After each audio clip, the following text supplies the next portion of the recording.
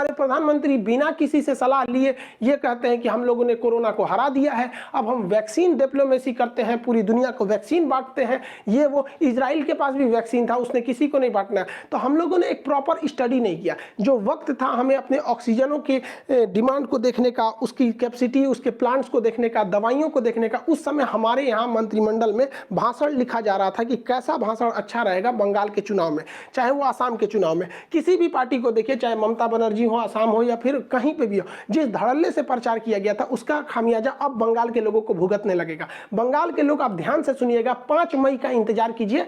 5 मई से आपके यहाँ पर डे 50,000 केस मिलेगा। ये चुनावी रैलियों में जो आप लोग पूरा जमा के भीड़ लगा दिए थे, जो नेताओं को दिल खुश कर देता था वो भीड़, अब वो आपको सताएगा भीड़। जब आपके यहाँ 50,000 से ज्यादा केस केवल 5 मई तक वेट कीजिए, वहां सबको मिलने वाला है। यहाँ पर ये देखिए, ये चुनाव आयोग को देखिए, ईवीएम की तैयारी वैसे कर रहा था जैसे लग रहा था वैक्सीन की तैयारी किए जा रहे हैं। हद है इन लोग को। खैर क्या करिएगा, यहाँ हमारे चुनाव आयोग भी थे सुनील अरोड़ा जी, अब ये रिटायर हो गए। अब इनको बहुत जल्दी कहीं का राज्यपाल या शायद गोवा का राज्यपाल बना दिया जाए या राज्यसभा का सदस्य बनाया जाए, क्योंकि ये लोग तो जिंदगी भर ऐसे तो कमेबे किए हैं लोग। अब रिटायरमेंट होने के बाद भी इन लोग को चाहिए, इन लोग को शर्म आना चाहिए कि मद्रास हाईकोर्ट जो है उसने कहा कि भाई इलेक्शन कमीशन पर क्या करना चाहिए, मुकदमा करना चाहिए, डेथ का, हत्या का आरोप का मुकदमा करना चाहिए, क्योंकि इनकी रैलियों से इतनी भयानक कोरोना निकला है जिसका कोई हद नहीं। कोरोना में ना राजनीति भी बहुत तेजी से होती रह रही है।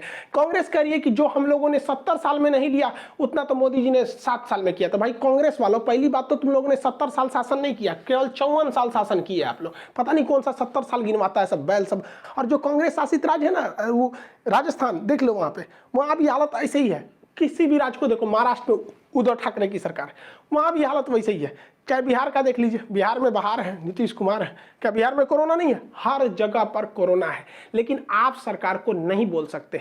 इसके लिए एक नया फॉर्मूला आया है कि अगर काम अच्छा होता है तो सरकार करती है और काम गड़बड़ होता है तो इसके लिए सिस्टम जिम्मेदार है।